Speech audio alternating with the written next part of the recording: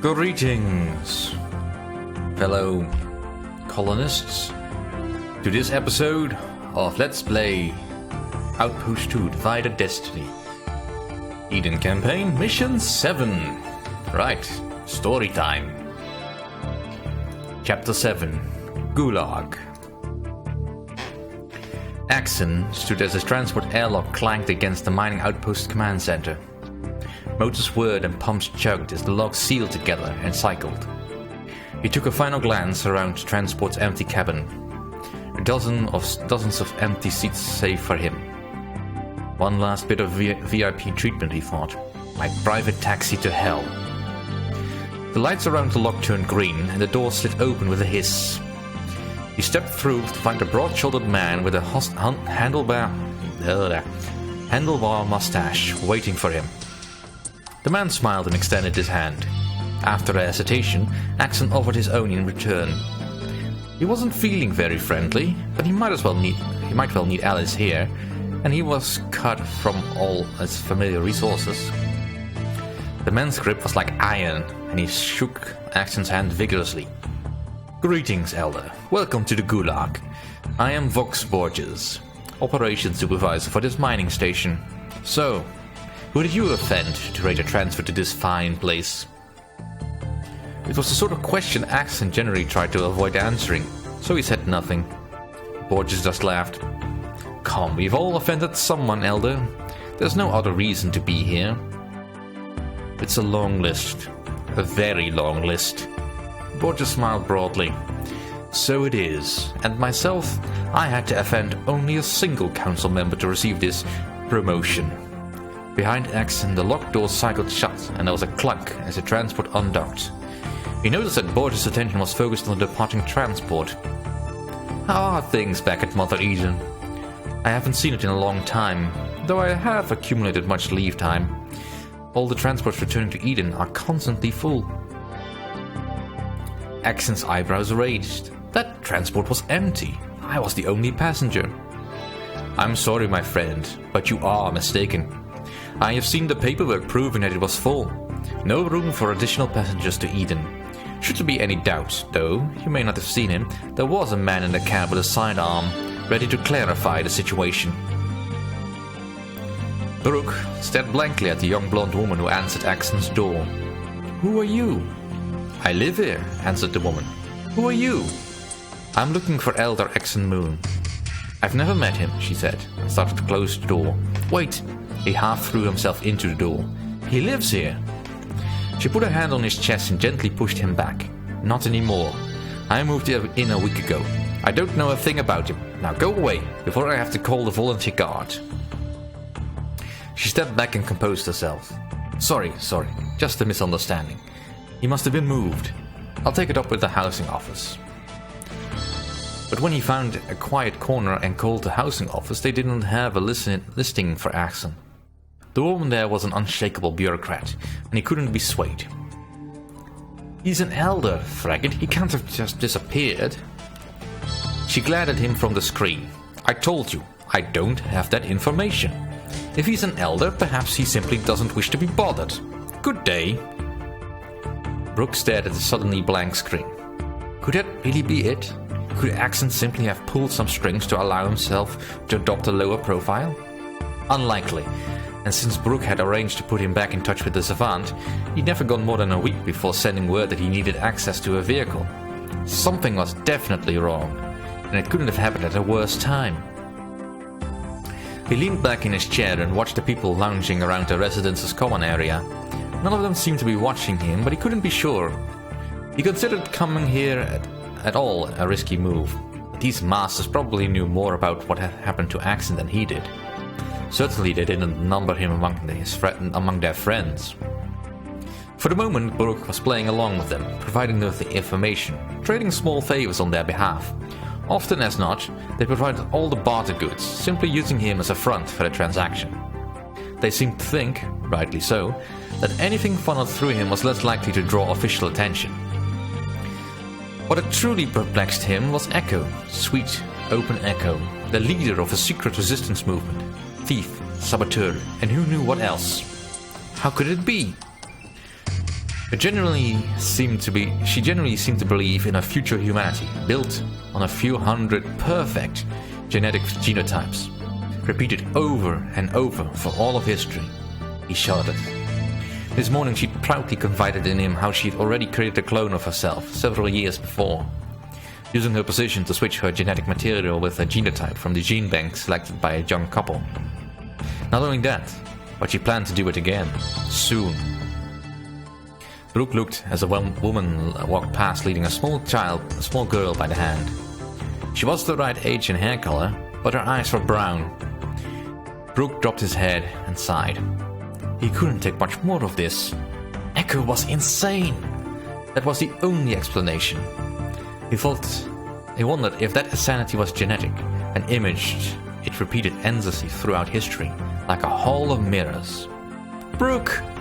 He looked up to see Echo walking around a cluster of potted plants towards him, a big smile on her face. I've been looking all over for you. You aren't avoiding me, are you, naughty boy? She reached out her hand, and he took it, feeling a little thrill at the contact. His mind and heart at war. For the 1000th time that day, he wondered if Axon was really right. Axon dropped his toolkit and lunged for the tunnel support column as the train station deck bucked under his feet. Scooters slid out of their racks and fell over like a row of dominoes, and for a moment he was sure the hull would crack like an egg. Borges held on to a window frame with one hand and grinned broadly at him. Axon scowled at him as the shaking stopped. Do you ever get used to this? Borges just laughed. He laughed a lot. It was really starting to annoy Axon. In time, friend, you become thankful for each one that is just a tremor, not a major quake of volcanic eruption. Then there's the Blight, which is very close. At any moment, one of our robomoles could strike an infected flow, channel it straight to us, and the entire outpost could be overrun. This is a very dangerous place, which is why people such as ourselves are sent here. They say that if we mine our quota, we will be sent home.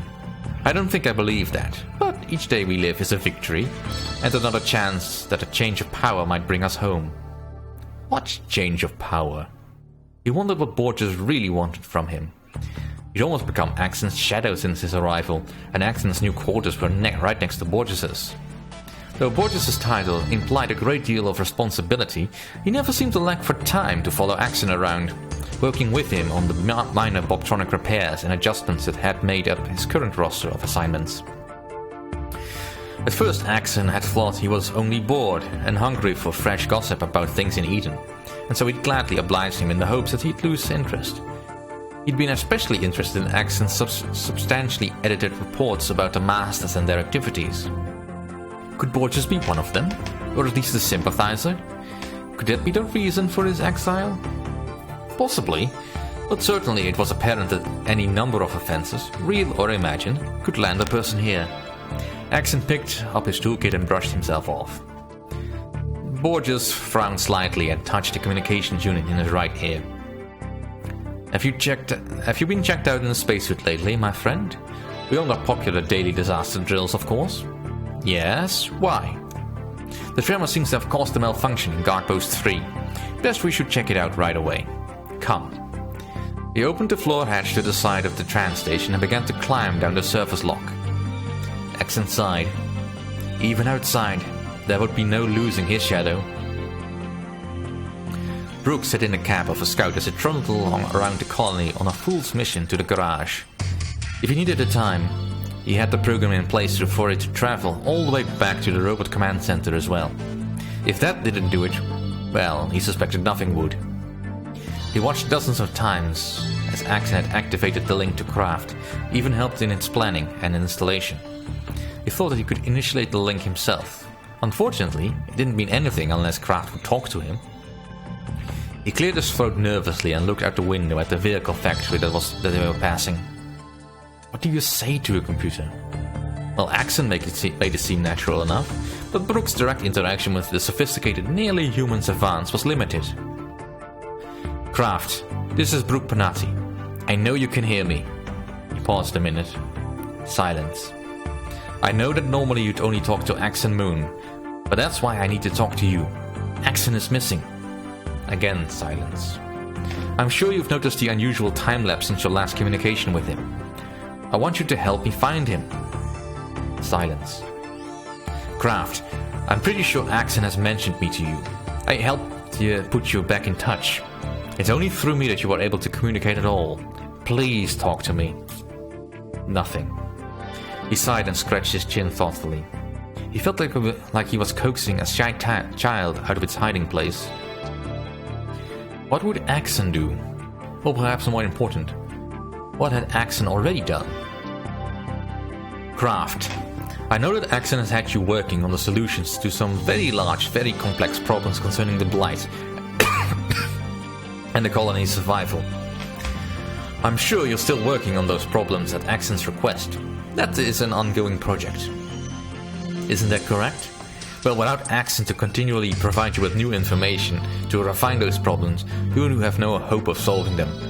By talking to me, you may be able to put yourself back in touch with Axon, and you can solve those problems. Talking to me will be an extension of those orders. The circuit was dead.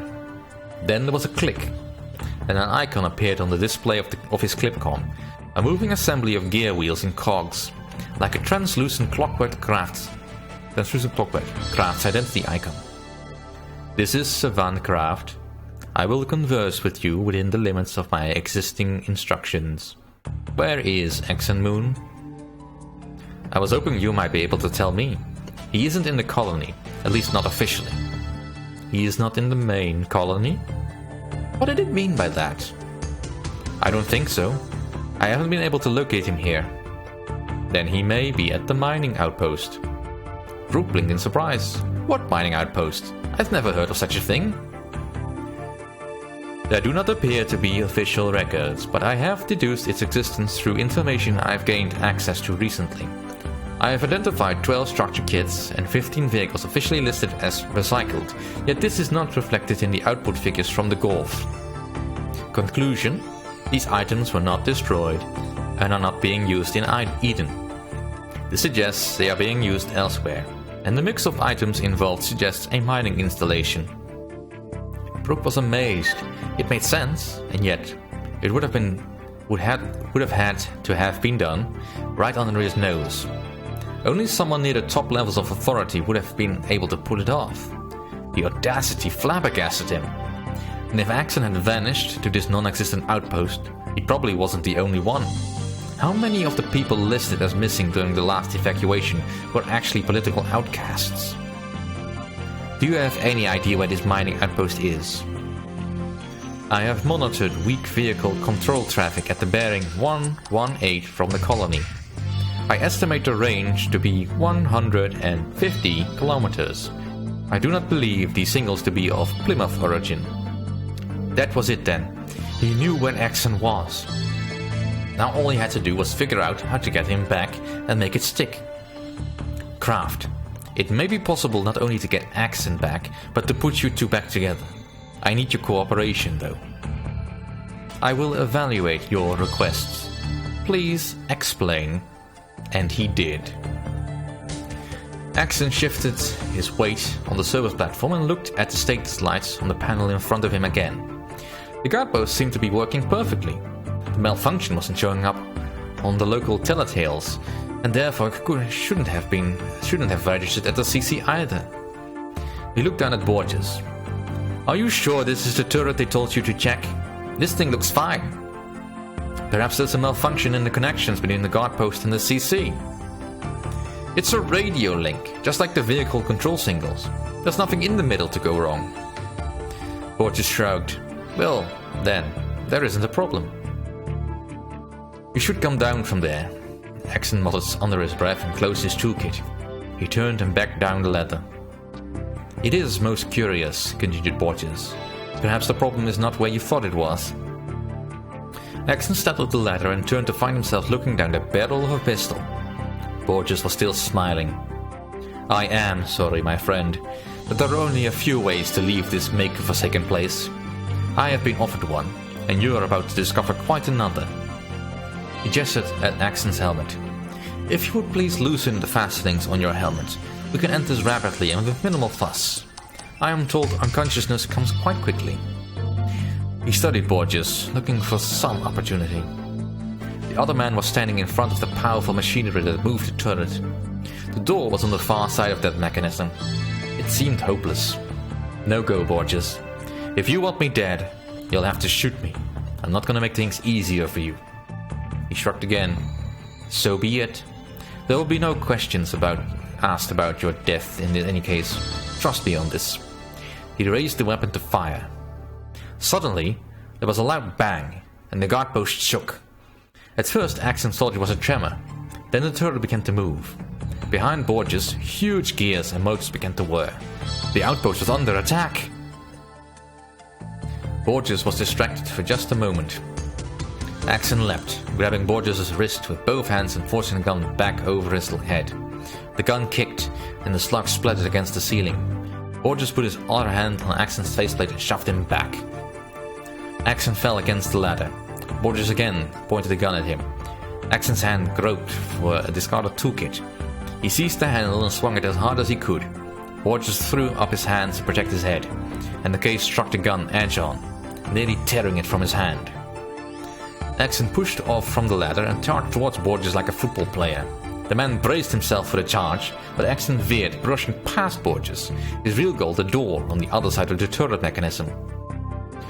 Borges was knocked backward into the moving gears, his helmet lodged between the teeth of two huge gears. They turned, then hesitated, then moved again with a crack and a jerk. Borges' helmet cracked like a walnut, and a cloud of gas spewed out. The turret moved the other way, freeing Borges, but it was too late. He grabbed weakly at his head, then fell to the floor and did not move. Axon started to relax, when a force like a huge club knocked him into the near wall. He couldn't tell if the flashes he saw were real, or if he was only seeing spots. Another explosion shook the guard post, only this time not as close. There was a rending screech of metal and the whole turret mechanism slumped away from him. The door was blocked. He shook his head to clear it and crawled forward on his hands and knees. There was light. There had to be a way out. He scanned the room, a hole gaped in the wall next to the platform he'd been standing on only minutes before. Weakly he grabbed the sides of the ladder and climbed it one painful step at a time. He reached the platform, then used the railings to pull himself to his feet. The railing in front of the door was bent and twisted. It was easy enough to squeeze past and through the hole. He rolled over the lip of the opening and out onto the platform that surrounded the guard post. A row of Plymouth combat vehicles were strolling towards him. One of them he could see dead nose on, and it seemed to be approaching quickly. He scrambled to his feet and grabbed along the side of the defense turret and around the corner behind it. The light combat unit rolled past no more than a yard away. Another mass explosive near miss sent him scurrying away from the turret. Even damaged as it was a prime target. He staggered across the open ground, trying to keep out of the way of the circling combat units. But they seemed to be everywhere. A missile flew over his head and exploded into the rare ore smelter. Then another, and another. The Plymouth units were moving deeper into the outpost, so the safest place for him seemed to be away from it. He glanced at the suit status indicator to check his oxygen supply, but the indicator panel was fractured and dark. Frag. Well, you just have to take his chances. There was a cluster of boulders 200 meters from the edge of the colony. It would offer cover until the battle was over. Halfway there, he started getting lightheaded, and dark spots crept into his vision. Something more than the suit status panel must be damaged. It was getting difficult to walk, and his concentration was fading. He just wanted to lie down and sleep. He let his eyes close for a moment, and when he opened them, a vehicle had rolled up a few yards in front of him and pulled to a stop. Puzzled, he looked up at the scout. For a moment he thought it must be a Plymouth unit, but the markings were clearly Eden. The hatch opened and a space-suited vehicle waved him inside. He grabbed the ladder, took a step up, then lost his balance and fell back. The figure reached down and grabbed the hanging straps on his shoulder of the suit, and managed to drag him up into the vehicle's fender, and through the hatch. He helped as much as he could, but that wasn't much. The hatch slammed shut and the vehicle made a fast turn and started bouncing across the landscape full tilt. He lay on his back, gasping for breath. Behind him some lights turned green, and he tried to remember what that meant. The other figure fumbled with his visor and managed to get it open. The air that rushed in was cold and slightly stale, but he didn't care. He sucked a deep breath in and coughed. He rolled over and found his face only centimeters from the flat side of a savant computer housing. He glanced up at the figure, which was just now removing its helmet. Bonatti grinned weakly at him. "Some welcome party you throw, Axon. Aren't you even going to say hello to Kraft and me?" Well, that was indeed very intense. Right, on to a mission proper. Commander, to continue development of the new starship, our scientists require large quantities of both common metals and rare metals. We have established a mining base in the foothills of the nearby mountain range. This location was rich in deposits of both common ore and rare ore. The area is both seismically and volcanically active, however, and it is simply too dangerous to establish a full colony in this location. The mining base is staffed by some volunteer help. Yeah, sure. A convoy of loaded convects and cargo trucks have been sent in to help speed up the mining effort. A small complement of armored vehicles has also been dispatched to the location, but fewer robots can be spared from the main colony's defenses, and we do not have enough extra resources to support a structure factory in the mining base. Well, drat. Satellite observations have shown numerous Plymouth vehicles in the area. Our secret location may not be as secret as we thought. Be prepared to defend the base if the Plymouth units can locate it. The increased effect of the blight is also creating havoc in the skies. Severe electrical storms have been noted by our scientists. These may pose a threat to our base as well. And objectives? Just get a load of stuff. Good. Let's start. Let's get all the combat units together. And let's start mining. First off, common metals over here. Now there is a rare mine over here, but we're not going to use that one because it's too exposed. So instead, I'll start setting up this one. And these convex power levels optimal. Need to start deploying their cargo.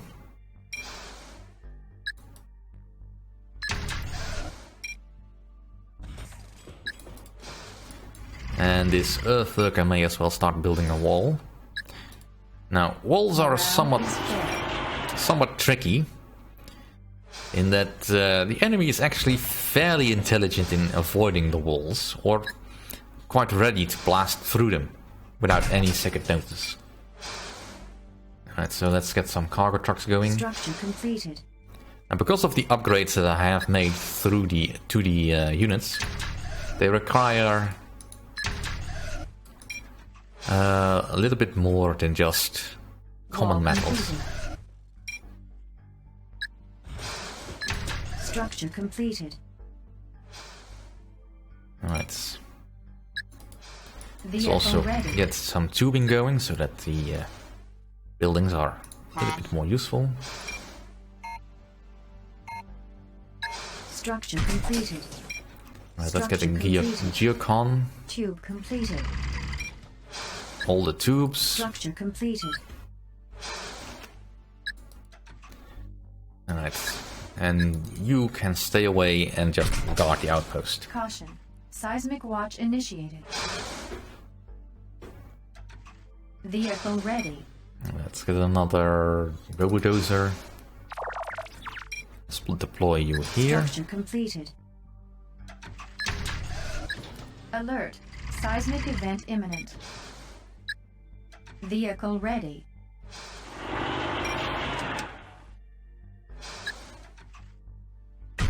Structure completed. Warning. Seismic event detected. Food production in surplus. Power levels optimal. Tube completed. Alright, and the tube here. Vehicle ready. Morale is fair. Now this mission can be difficult or as hard as circumstances will allow. I think the first vehicles will be coming from that side. tube completed. Alright, let's actually finish building the wall over on this side. Structure completed.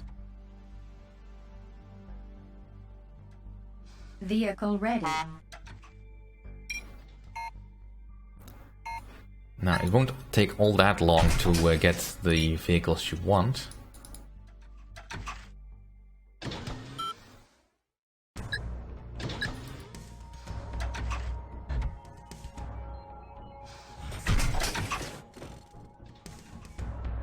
Just need to make sure that the roads are clear. Now, the initial Plymouth assault will be coming under the cover of darkness. Vehicle ready. Wall completed. Right, and then the same thing over here.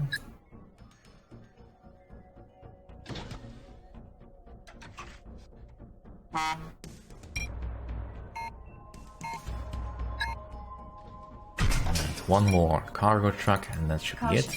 Seismic watch initiated. Alright, let's hope that doesn't strike too close.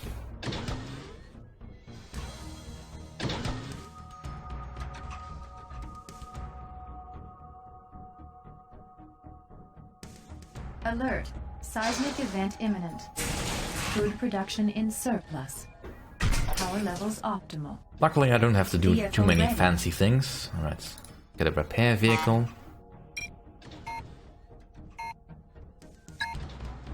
Warning. Seismic event detected. Alert. Electrical storm imminent. Yeah, the electrical storms will be the bigger threat in this case. Morale is fair. Yeah, I don't think the morale really matters because it's being Warning. held steady at 50. Electrical storm detected. And of course it's drifting Vehicle towards ready. us. Wall completed. Right.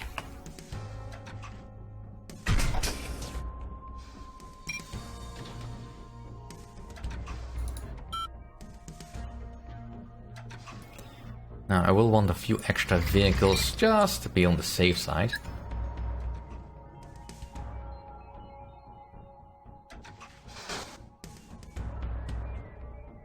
Ah, there they are. Trying to be sneaky. Vehicle ready.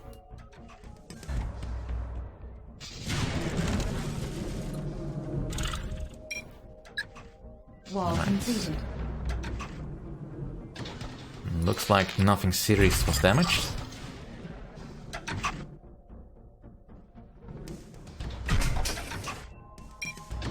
Alright, let's build some more lynxes.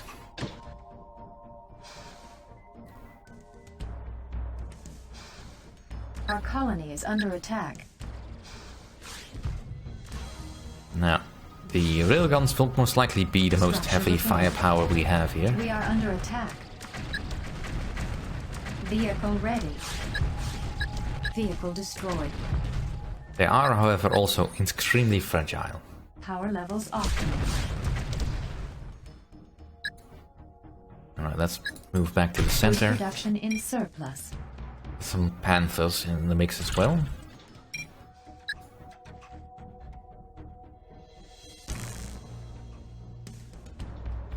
Right, the roads are coming along nicely.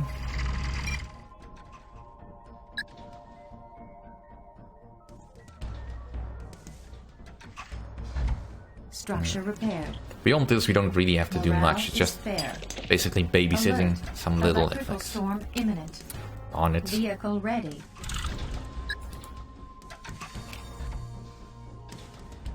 Right. Caution. That should help. Seismic watch initiated. Warning. Electrical storm detected.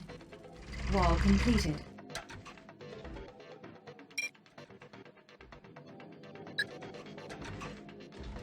Right, so the idea behind the walls is really just to Alert. funnel Seismic enemies' event units imminent. into a direction where I can more easily dispatch them. Or failing that, just keep them from destroying stuff that I really need in order to survive. Warning. Right. Seismic event detected.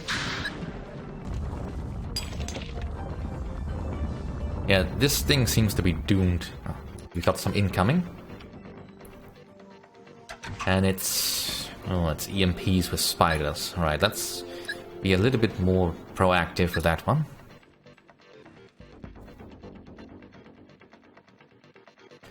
Now the spiders are annoying because they can reprogram EMP units, which they will do relentlessly. Caution. Seismic watch initiated. We are under attack. Wall completed. Vehicle lost. Power levels optimal.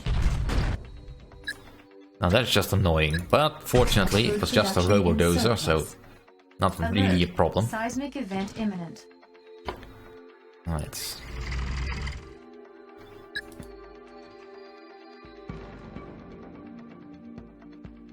Vehicle ready.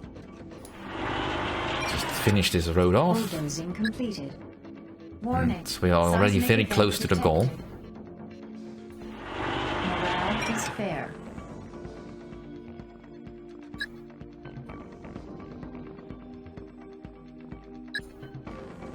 Right. Alert. Electrical storm imminent. Caution. Seismic watch initiated.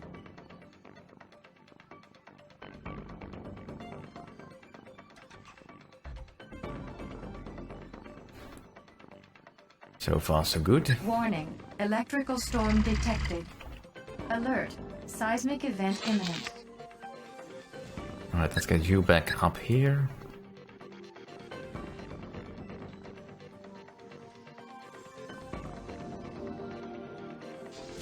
Warning. Seismic event detected. And we should be finishing the mission quite quickly now.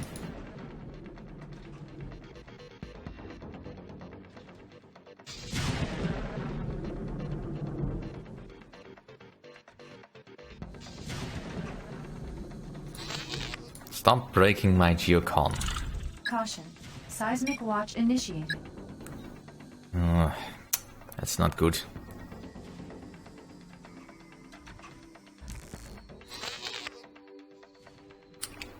Power plants tend to blow up.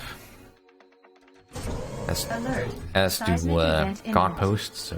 Common metal storage needed. Yep, but Structure repaired. we have one. You have done well. Our colony is surviving. Yay! Alright, that's it for this episode. Thank you all for watching. See you all next time.